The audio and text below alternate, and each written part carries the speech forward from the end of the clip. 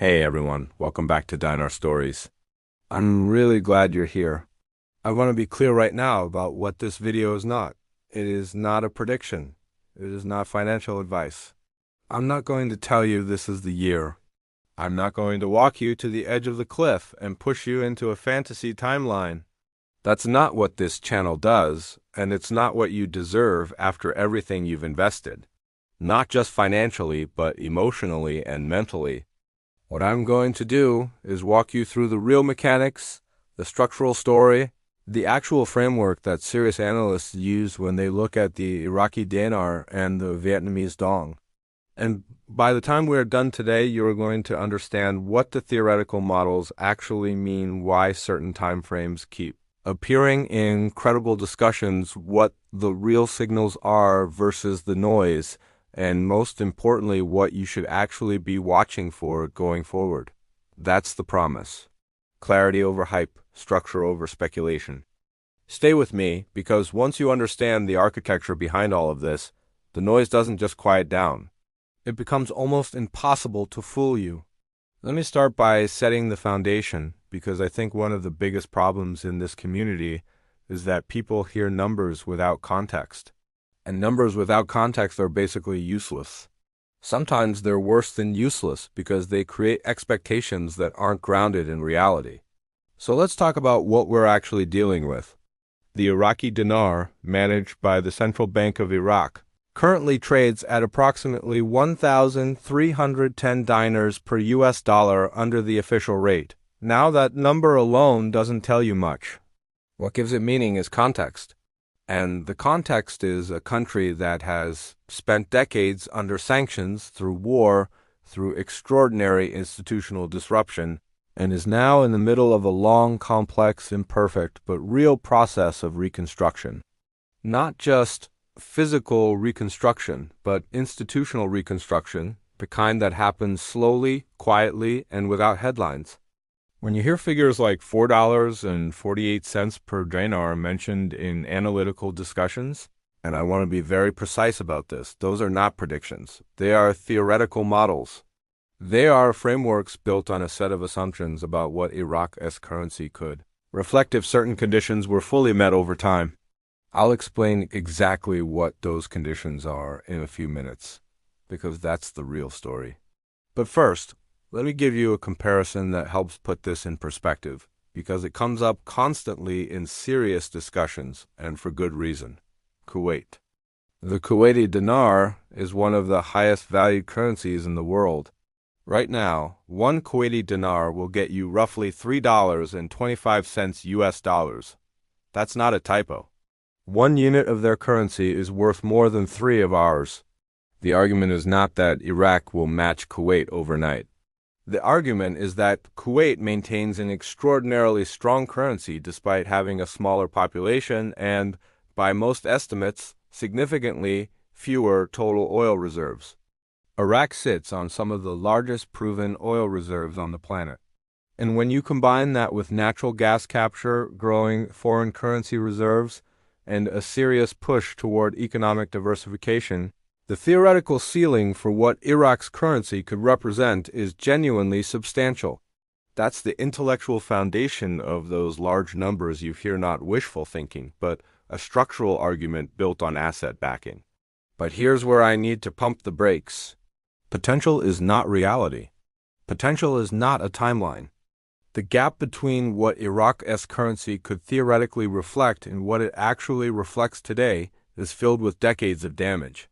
It gets repaired through consistent institutional work, through banking modernization, through monetary discipline, through trust that has to be earned slowly and verified internationally.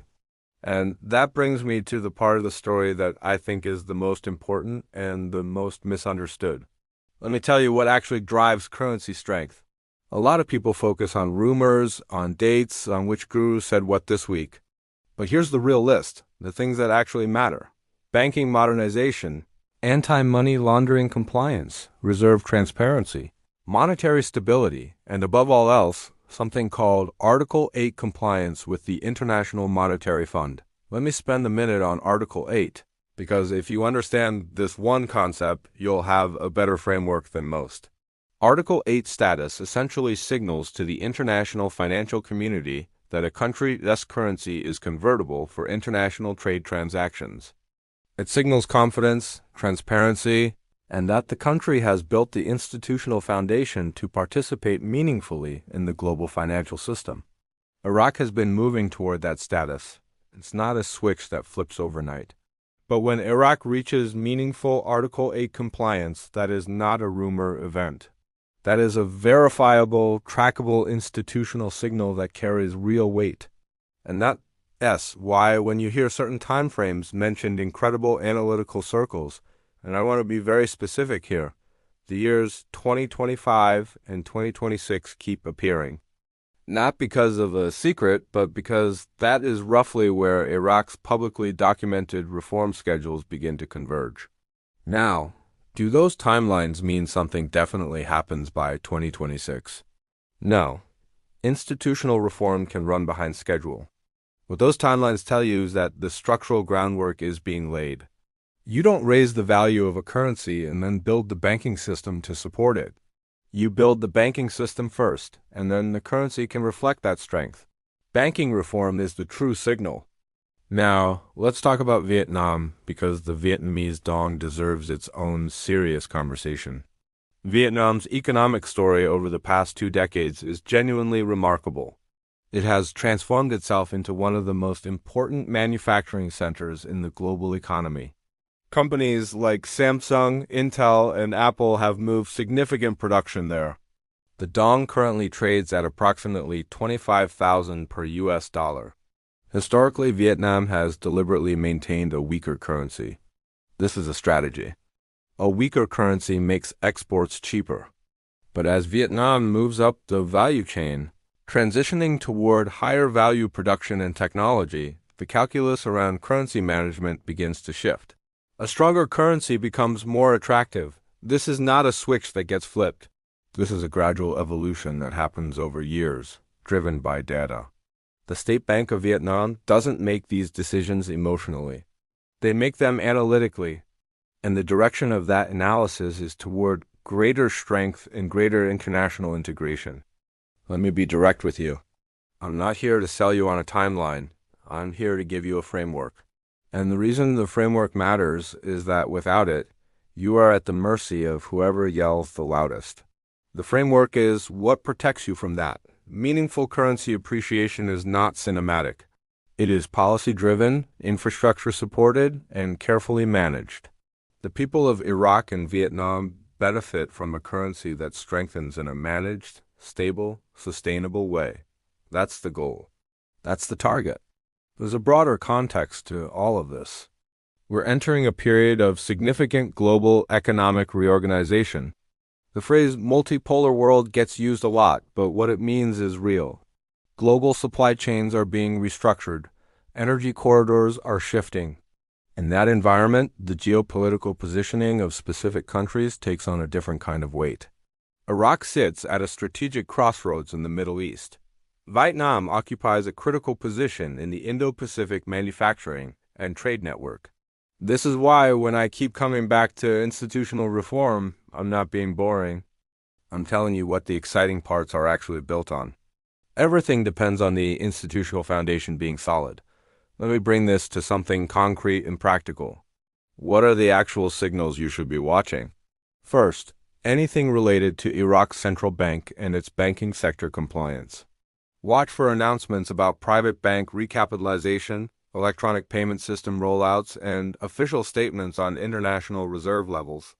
Second, IMF relationship developments. Any movement in Iraq or Vietnam's formal relationship with the IMF, especially around Article 8 status, is a real signal. Third, the broader direction of the U.S. Treasury and international banking posture toward Iraq. And fourth, political stability. Not perfect politics, but sustained stability that allows reform agendas to be implemented. These are not exciting signals. They don't generate the dopamine hit of a forum post that says it's happening this weekend, but they are real. They are trackable. And they are what actually moves the needle. I know that emotional fatigue is real. The antidote to that fatigue is not more excitement. It's understanding. When you understand the actual structure of what you're waiting for, when you understand that you're not waiting for a secret event, but for a reform process to mature, then your patience has context. I want your patience to be grounded. The theoretical models that produce large numbers for the dinar and the dong are grounded in real structural arguments: asset backing, institutional development, and economic diversification. They are not predictions and they are not guarantees, but they are serious analytical constructs. The time frames that appear in credible discussions reflect publicly documented reform convergence, not secret events. Banking reform and institutional development are the actual signals that matter. Your role as a long-term holder is to stay informed, stay grounded, and stay patient, not passive patience, informed patience. The kind that comes from understanding the structure well enough to evaluate new developments yourself. That's what this channel is here to support. Thank you for watching Dinar Stories. Thank you for your patience with the process, with the uncertainty, and with me as we try to navigate all of this together. If this video gave you something useful, share it with someone in your community who needs a clear, calm take. Leave a comment with your thoughts, and subscribe if you haven't yet, because the story is continuing to develop, and we are going to continue to follow it seriously. Stay calm, stay prepared, and stay grounded in the structure, because the structure is where the real story lives. Take care of yourselves. I'll see you in the next one.